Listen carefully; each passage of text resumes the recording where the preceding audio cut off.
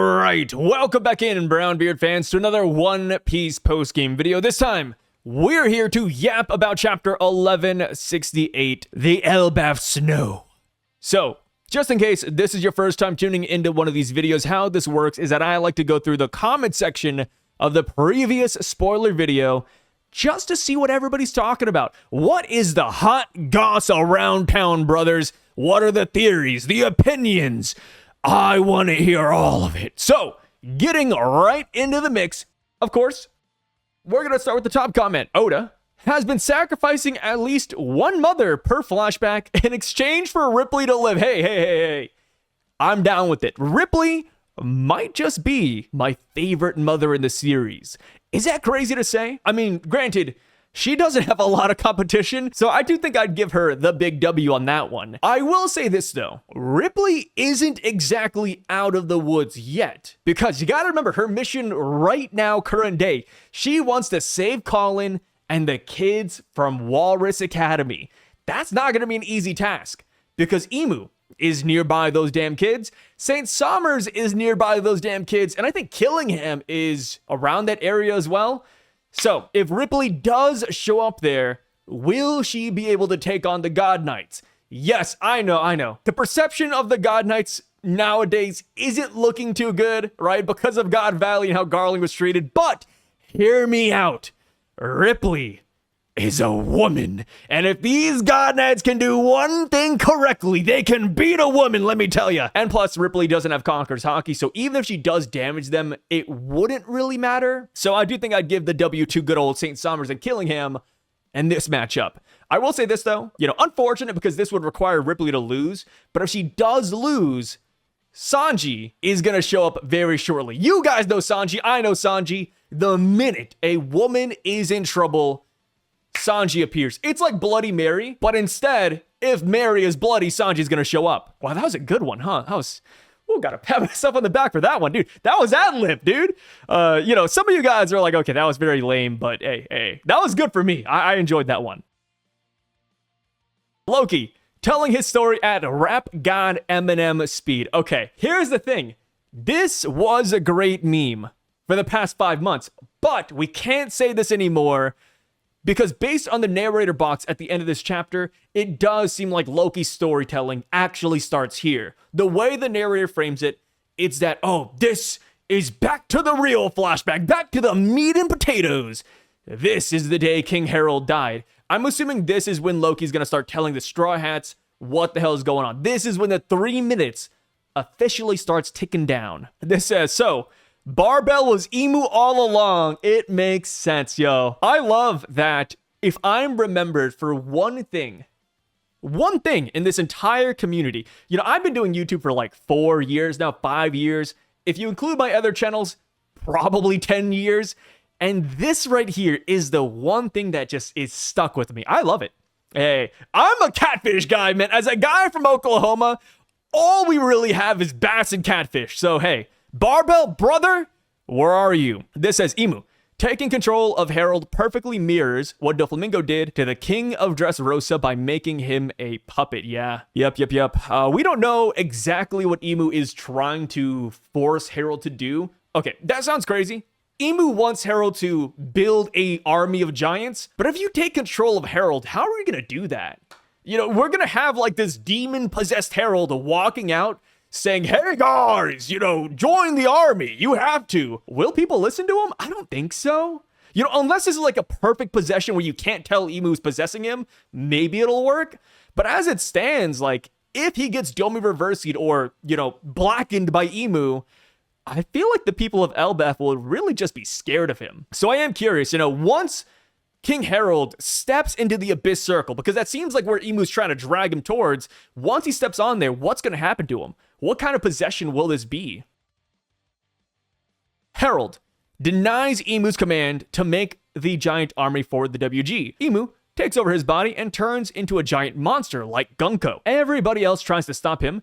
That's when Loki and Jarul arrive at the castle. Everybody else in the room, the shadow figure in the panel gets Domi reversed, so Loki kills everybody. Jarul gets injured in the process. Loki decides to take the punishment to save his father's name and pride. Ooh, I like that. Damn, that sucks, man. Loki being imprisoned for essentially both of his parents' deaths is insane. Of course, he didn't kill Ida, but he got revenge for Ida, and that landed him in prison. And now he kills his dad to save his dad, and he goes back to prison. Loki genuinely cannot catch a break, man.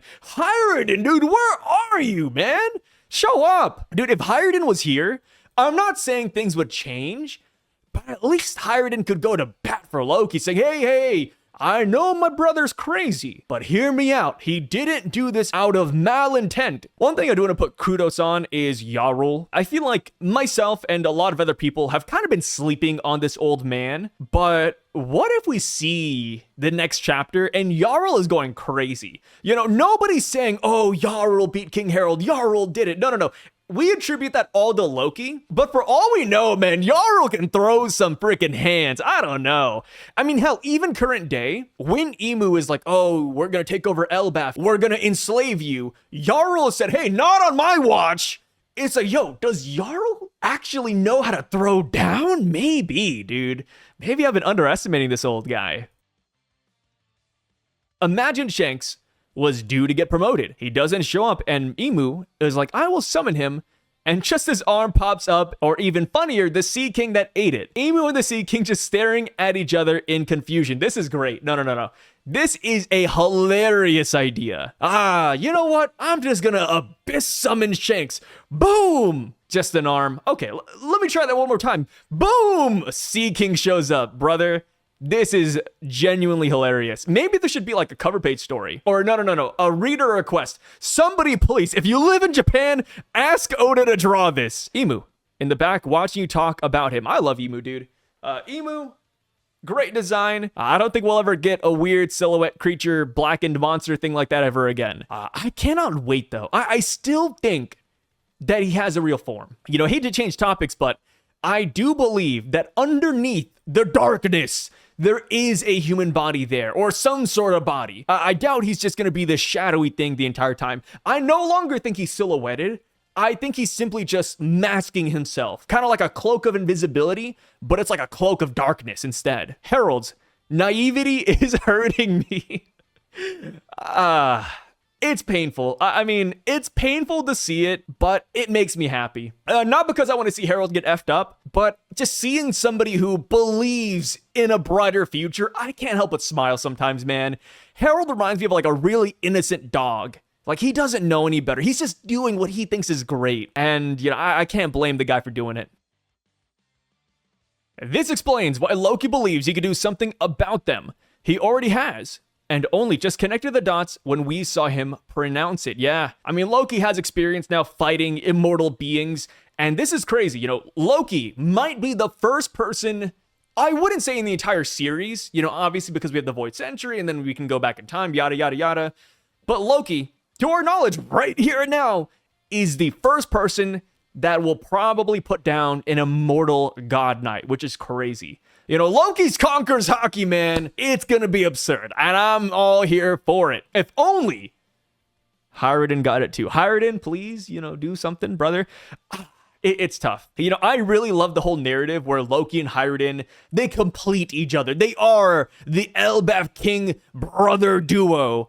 But just the power gap is so crazy. Maybe the Elbaph elders were cooking when they said, Herald, you have to marry Estrid. You know, you're going to give birth to the perfect warrior because, hell, you sleep with Ida, you end up with Hiradin, man. Herald, when the evil government he signed his soul away to wants him to do evil things. Hey. He wanted to believe, man. He wanted to believe. But I agree. You know, he should have seen the writings on the wall. And what's interesting is that throughout the past 2 to 3 chapters, or, well, even before then, Oda never showed us Herald interacting with Marie's Raw slaves. Like, even when it came to the whole Fisher Tiger incident, King Harald didn't even comment about it. I mean, he asked, like, oh, like, what happened? But he never said, ooh, that's bad, ooh, that's good. We never saw King Harald walk by, you know, St. Charlos and say, he's treating his slaves kind of badly, huh? Like, we never saw that side of the WG from Herald's perspective. And I'm assuming it's because, you know, Oda's trying to curb the naivety a little bit. You know, maybe. We don't know how giants blink. But maybe whenever he's up there in the Holy Land, he's got to like cover his eyes. You know, he's too close to the sun. He can't see the slavery. He can't see the evil. We all knew a good mom couldn't last. Yeah, like I said, the minute I started liking Ida, Oda kills her. Come on. I never liked Ida in the beginning, but I was like, okay, she's growing on me. You know, she's growing on me, and she's dead. Yeah, she's gone. There's a break next week, so it's time to look forward to what Sai is cooking for us to keep us well fed and away from boredom. On behalf of everybody, thank you for all your hard work, brother. Thank you, guys. You know, I did the whole review video earlier, but I saw a lot of you guys tagging me on Twitter saying, oh, look, Sai, I'm in your top 2%, top 5%, 1%, 0.1%, and it's so heartwarming. Of course, I can't respond to every single one, but I really do appreciate it. Like, we wouldn't be here if it wasn't for you guys. And I say we as in just me, myself, and I, but yeah, I appreciate y'all. And of course, on the main channel, we will be doing poll videos. We'll be bringing on guests for discussions, all of that good stuff. So stay tuned for that if you like that. And if you just want to hear me ramble a little bit. Yeah, Shanks skipped the promotion. He doesn't want to be controlled by someone or something. Yeah, I like to imagine that it's not just this. I bet this is a key factor, don't get me wrong. But they did say that Shanks didn't complete his last mission. I wonder what that mission was. Maybe they wanted Shanks to kill entire clan. Maybe they wanted Shanks to kill a specific person.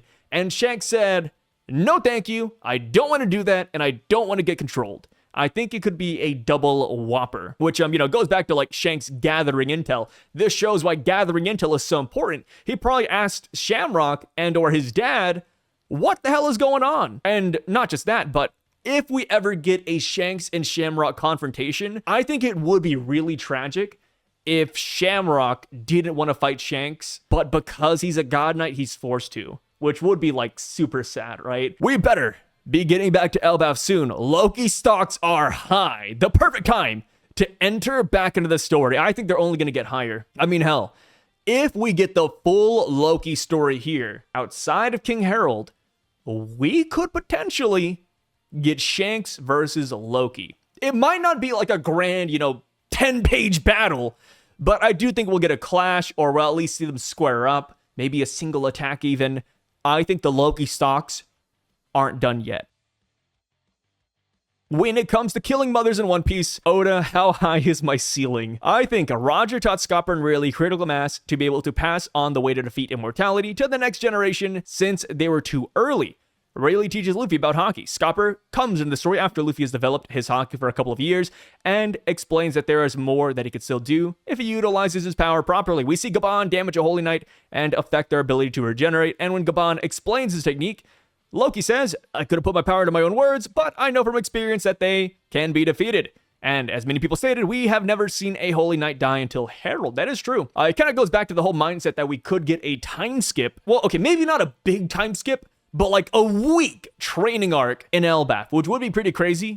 If Elbaph time does move differently, this week could actually mean a lot. Hell, for all we know, Elbaph could work like a damn hyperbolic time chamber, which would be pretty awesome. And of course, for the outside events of the world, imagine we leave Elbaph, boom, a lot of catching up we gotta do. Everybody has progressed. I would love that a lot. That explains why Shanks allowed that sea monster to rip his arm off, and Herald should have listened to Rox. Shake my head. Yeah, I mean, Rox, Herald, both kind of flawed characters, but, I feel like if they just came together, man, they would have been a perfect duo. As far as the whole Sea King thing, I don't think Shanks wanted his arm to be ripped off, but it was probably just one of those things where it's like, oh, fate wanted my arm to not be there anymore. I think that's really what it was. I think he really was willing to sacrifice anything to save Luffy, and that arm being the damage just so happened to happen, which sounds like a backwards way to say it, but you get what I mean. Herald cannot obey Emu due to the depth's seal, but I'm assuming like disobey, but yeah, it seems like Saint Saturn also directly disobeyed an order before as well by not destroying Emeth in chapter 1125, which was ordered by someone, as the scientists say. Unless maybe one of the other Gorosei said that to them. I mean, the thing is that I'm assuming Emu has to be present so that he can stop you from disobeying him. So I don't think it would kick in during this exact moment, personally. I love the picture that Oda showed of Emu sitting at the desk while the panel of Herald getting stabbed is there, signifying it was Emu's plan all along. I wonder who the author is, Emu or Oda. Yeah, so if you go to the One Piece Twitter account, Oda was having a lot of fun with that dang Emu plushie back there. Or not this one specifically, you guys get what I mean. And There was an image Oda like shot where it's literally Emu with the pen drawing that image right here. But to be fair, I mean, it's not like Emu wanted to kill King Harald. Emu probably just wanted King Harald to listen to him. I think Harald dying was not a part of the plan. It just happened that way because Herald was fighting back. That Shanks trap at 729 made me laugh. They're telling me they get a power buff after getting the mark, so Garling was East Blue Luffy level before he got his mark. Wait. We don't know how big of a boost it was, but yeah, they get a boost. It's Garling, dude. Without the mark, how strong is Garling? To be fair, the one cope we have is that who wouldn't lose to Roxy's Beck, right? I mean, hey, not a big list, man. You know, not a big list. Garling still has that to fall back on. He lost to the number one of the verse. My take on the chapter is that the next chapter is the last chapter. Then we move back to the present, because this flashback was about Harold's death. Yeah, it really just depends on how long the fight takes or how long, we stick around with Loki. Because maybe he does explain why he flees Elbaph. He explains what he's been doing the past 8 years before Shanks got him. And we have to remember that Shanks is a, quote, pivotal part of the flashback because that's why Luffy's interested. Luffy doesn't care about King Harald. Luffy doesn't care about what happened that day. He's really just interested in Shanks. That's why he stuck around. So I do think he's going to want to get a little bit more than just, the Herald death. But that's my personal opinion. How much of this flashback is Luffy hearing? I cannot imagine he'd get all of this Shanks lore secondhand. I think he starts hearing from this chapter forward. The whole thing about Shanks being a god knight, he probably has not heard before, and he hasn't heard that yet. I think he's only going to start hearing things starting this chapter, going back to the whole 3-minute thing. It's a terrible day for snow. Exactly. Yeah. Terrible day for snow. It's all right there. Barbell would be back one day. And if not, hopefully, he gets mentioned in an iconic SBS. I'm either waking up or going to sleep, and each time it's Sai activating his yap no me. You know it, dude. I will put you to sleep with my voice. We need to put more respect on Garp and Roger. Rox was already the strongest of the top power from Emu, and yeah, Garp and Roger are them dudes. Yep. Shanks is looking more and more suspect this house as time goes on. More and more suspect. I don't know. I feel like he kind of beat the allegations with this chapter, if anybody still thought he was a rat, simply because, he didn't want to be controlled by Emu. Herald, what is my power level? Vegeta, it's over 9,000. Maybe Shanks learned about the deep sea contract's true ability, or maybe Shamrock stops him from accepting the promotion to spare his brother of being fully subservient to Emu. Oh. Yeah, I'm assuming Shanks learned it from Shamrock, but imagine Shamrock tells him don't do it. That'd be fascinating. Shamrock says, hey, Shanks, I know you like the bottom world, man. I know you like playing pirate. If you get this mark, it's going to be game over. I would like that. That would be some nice brotherly love right there. Hey, we don't see each other eye to eye, but let me tell you, you don't want to get this. You don't want to get this. I know why you're really here, man. Seriously, Oda, how can an ancient giant that big even get inside Pangaea Castle? Who are you kidding right now? Hey, size scaling in One Piece is always super cursed. I saw something the other day. According to the Vivre cards, Roger is almost double the size of Rayleigh, yet whenever you see them together, they're like, equal height. And it's like, dang, dude, size scaling in One Piece, we can't take it too seriously. I mean, even in this chapter, there's a shot where Herald is walking with the Gorsei, and the Gorsei are at boot level. And then we go up to the next panel, and the Gorsei are almost at his knees. And it's like, okay. Size, we gotta just pretend like that doesn't exist sometimes, If Garp hadn't refused to become a higher rank Marine, he might have been a God Knight or a Gorsei today. I think he would have been offered a God Knight position, maybe. This is a tough one. I feel like at some point, Garp having the D initial would throw Emu for a tizzy, right? Emu probably doesn't mind them working for the Marines, but I don't think he let a D up into the Holy Land. And it's not like Garp is hiding it, right? His name is literally Monkey D. Garp. He proudly says it. So I feel like he wouldn't hit God Knight or Gorsei level. Strength-wise, sure. But in terms of like Emu giving him that position, I don't think so. Emu's already letting so many Ds just roam the world willy-nilly. There's no way he just let one join the upper echelon. Y'all notice that Loki's grief is replicating the MCU Loki's grief, where he sits silently in prison after hearing about his mother's demise. Yep, that is so cool. Yeah, somebody mentioned this earlier, and I thought that was such an awesome parallel, or reference, I guess I should say. I too think Loki can do something about the God Knight's immortality. As he said himself, I know I can defeat them. Can he bypass immortality?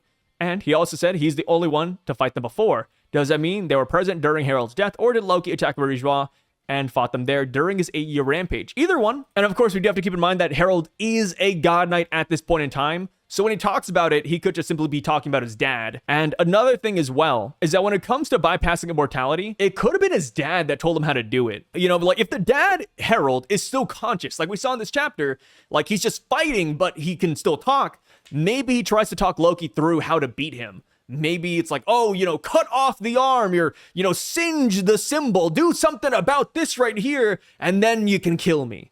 I think that could be pretty interesting. Now, for the last comment, they say, watch. It would be funny if defeating the knights is as simple as getting rid of the mark. Oh, wow, look at this. We literally just talked about this. Yeah, once it's destroyed, they lose the connection to Emu. Yep, there we go. Wow, that's actually insane. I promise, guys, I didn't read this comment beforehand. It kind of just popped up, man. Look at that. Fate is a funny thing. But yes, that is it for today, guys. We're going to keep it short, sweet, and simple. Thank you so much for watching this video all the way into the end. I really freaking appreciate it. And yeah, if you have the time, please be sure to check out my side channels over here. I got Psyduck, SYVDUCK, where I post gameplay videos, horror game videos, reviews, etc. And I also have Somnus Reacts right here, where I react to anime. And yeah, happy holidays, guys. Peace out, and stay safe, brothers.